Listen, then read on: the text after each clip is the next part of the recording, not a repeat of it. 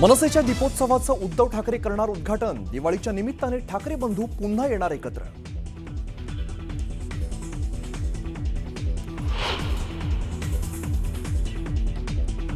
विरोधी पक्षाच्या शिष्टमंडळाने घेतली निवडणूक अधिकाऱ्यांची भेट। मतदार याद्यांमधील घोळावर मविया नेत्यांसह राज ठाकरेंची आयोगासोबत चर्चा।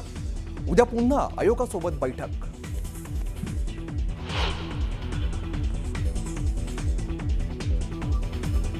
संग्राम जगतापांची अजित पवारांकडून कानउघडणी। पक्ष नोटिसीनंतर जगताप दादांच्या भेटीला मुंबई।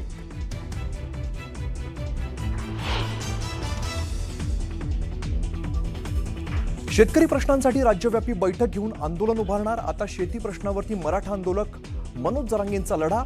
सरकारला 15 दिवसाचा अल्टिमेटम।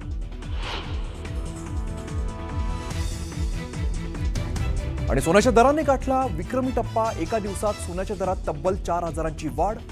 सोनं प्रति तोळा 1,31,000वर तर चांदीचे दर 1,96,000वर। महत्त्वाच्या बातमीने आपण सुरुवात करूया।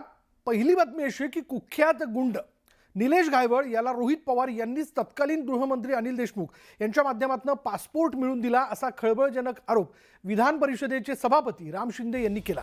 रोहित पवारांनी राम शिंदे आणि गुंड निलेश घायवळचे हितसंबंध असल्याचा आरोप केला होता। राम शिंदे यांनीच निलेश घायवळ याला परदेशात पळून जाण्यास मदत केली असा आरोप रोहित पवार यांनी केला होता।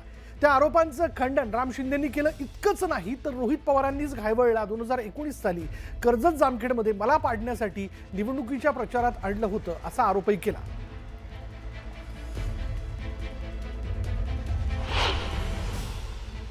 जे आमदार रोहित पवार आहेत त्यांनी 18-19 मध्ये निलेश घायवळ आणि त्यांच्या परिवाराला जामखेडला पाचारण केलं।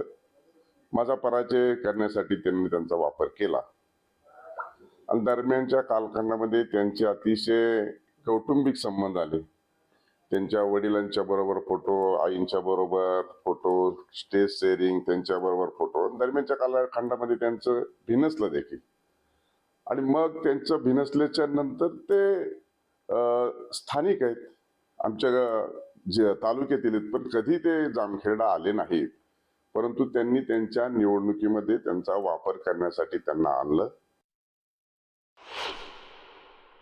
त्यांनी सरळ त्यांचं नाव घेतलंय की आमदार रोहित पवारांच्या माध्यमातून अनिल देशमुखांनी मदत केली। आम्हाला 2020 साली हा पासपोर्ट मिळालेला आहे आणि त्या पासपोर्टच्या आधारे आता ते बाहेरच्या देशात गेलेले। चौकशी लागेल, चौकशीत निष्पन्न होईल कधी पासपोर्ट मिळाला आहे।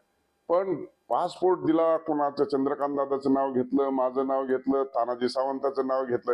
अरे तुम्ही करताय काय, बोलताय काय, दिलं कुणी, झालं कुणी? आणि त्यांच्या नातेवाईकांनी सांगितलं की आम्हाला त्यांनी दिला। की लायसन देण्याची अथॉरिटी हे माननीय गृहराज्यमंत्री अतिशय चांगलं काम करतात। त्यांना सगळ्या गोष्टीचं ज्ञान आहे। त्यांचे वडील देखील गृहराज्यमंत्री होते, मी देखील गृहराज्यमंत्री होतो आणि मला वाटतं की त्यांनी या स्वरूपामध्ये कुठलं प्रकरण असलं की स्थानिक जे SP असतील किंवा CP असतील त्यांची विचारधारणा केली आणि त्या संदर्भामध्ये आता त्याच्यावरची पुढची कारवाई झालीच नाही। त्यामुळे लायसन इश्यू झालं नाही, वेपनही घेतलं नाही।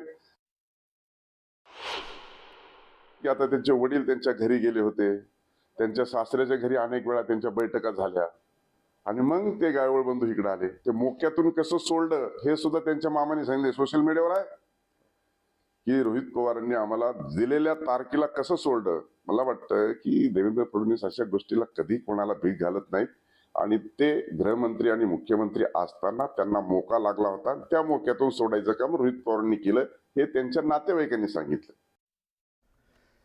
राम शिंदेंच्या आरोपांना रोहित पवारांनी ट्विट करत उत्तर दिलं। सरकार तुमचं आहे, घाबरता कशाला असा सवाल रोहित पवारांनी केला। पासपोर्ट 2020 साली मिळाला तेव्हा केंद्रात भाजपचं सरकार होतं, याचा विसर पडला का असंही रोहित पवार म्हणाले। तर रोहित पवारांनी काय ट्विट केले जरा ते सविस्तर जाणून घेऊयात। त्यांनी असं म्हटलं या ट्विटमध्ये की राम शिंदे सर, पासपोर्ट राज्य सरकार नाही तर केंद्र सरकार देत असतं। एवढी साधी गोष्ट आपणास कळत नसेल तर हे दुर्दैव म्हणावं लागेल। पासपोर्ट 2020 साली मिळाला तेव्हा केंद्रात भाजपचं सरकार होतं, याचा विसर पडला का? ज्यांना आपण राजरोसपणे विधिमंडळात घेऊन फिरलात, निवडणुकीत स्वतःच्या प्रचारासाठी ज्यांना संपूर्ण मतदारसंघात फिरवलं, जे जाहीरपणे आपले चरण स्पर्श करतात त्यांची जाहीरपणे ओळख आपण इतर आमदारांकडून देतात आणि त्यांच्याशी दूरदूरपर्यंतचा संबंध नाही असं कसं? मग दूरदूरपर्यंतचा संबंध नाही तर खूप जवळचा संबंध आहे असं तर म्हणायचं नाही ना आपल्याला. घायवळला सपोर्ट कोणी दिला, बंदूक परवान्यासाठी कोणी शिफारस केली, या सगळ्याची तात्काळ चौकशी करून सत्य समोर आणा असं एक सविस्तर ट्विट जे आहे, प्रश्न विचारणारं ट्विट रोहित पवारांनी केलंय. तर निलेश घायवळच्या मकोका कारवाईला हायकोर्टात आव्हान देण्यात आलंय. मीडिया ट्रायलमुळे आपल्या विरोधात ही कारवाई करण्यात आल्याचं निलेश घायवळचं म्हणणं आहे. अटकेची कारवाई न करण्याची घायवळची या याचिकेत मागणी आहे. निलेश घायवळच्या याचिकेवरील सुनावणी शुक्रवारपर्यंत तहकूब करण्यात आली आहे. घायवळ आणि टोळीतील सदस्यांवर मकोका अंतर्गत कारवाई करण्यात येणार आहे आणि आता या कारवाईला हायकोर्टात आव्हान देण्यात आलेलं आहे. पण आता या याचिकेवरील सुनावणी हायकोर्टाने शुक्रवारपर्यंत तहकूब केली आहे. त्यामुळे पुढे कायदेशीर पातळीवर न्यायालयात या विषयाला घेऊन नेमकं काय घडतंय हे बघणं महत्त्वाचं ठरेल. पण तुर्तास तरी निलेश घायवळच्या वतीने त्याच्यावर मकोका अंतर्गत जी कारवाई करण्यात येणार आहे त्या कारवाईच्या विरोधात हायकोर्टात त्याने आव्हान दिलेलं आहे. मीडिया ट्रायलमुळे आपल्या विरोधात ही कारवाई होत असल्याचं निलेश घायवळचं म्हणणं आहे. अटकेची कारवाई न करण्याची घायवळची याचिकेत मागणी आणि निलेश घायवळच्या याचिकेवरील सुनावणी आता शुक्रवारपर्यंत तहकूब करण्यात आली आहे. दुसरीकडे कुसुम घायवळ यांच्या याचिकेवरील सुनावणी टळली आहे. निलेश घायवळवर खोटे गुन्हे दाखल केल्याचा आरोप करण्यात येतोय. आई कुसुम घायवळ यांनी हायकोर्टात याबद्दलची रीट याचिका दाखल केली होती.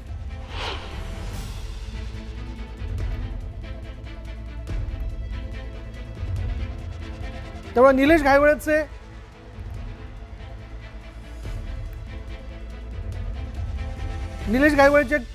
आई वडील यांच्यापैकी कुसुम घायवळ यांच्या याचिकेवरील सुनावणी जी आहे ती टळली आहे. निलेश घायवळवर खोटे गुन्हे दाखल केल्याचा आरोप आई कुसुम घायवळ यांनी केलेला आहे आणि हायकोर्टात याबद्दलची रीट याचिका त्यांनी दाखल केलेली आहे.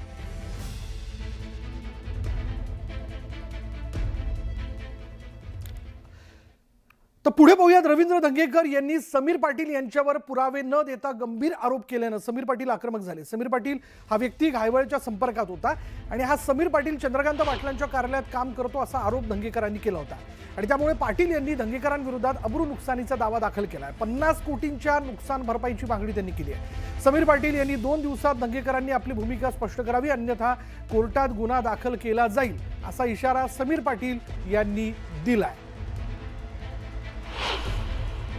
माझ्या पाठीमागं वळून यायचं, काहीतरी कुठलेही कागदपत्र न घेता आरोप करायचे, माझी इमेज खराब करायची, मला कामगार म्हणून हिनवायचं, या सगळ्या माध्यमातून लोकांनी सांगितलेल्या ह्याच्यामधून मी आता अब्रू नुकसानीच्या दाव्यासाठी काल माझ्या वकिलांनी नोटीस इश्यू केलेली आहे आणि त्याची कारवाई आता उद्यापासून सुरू होईल.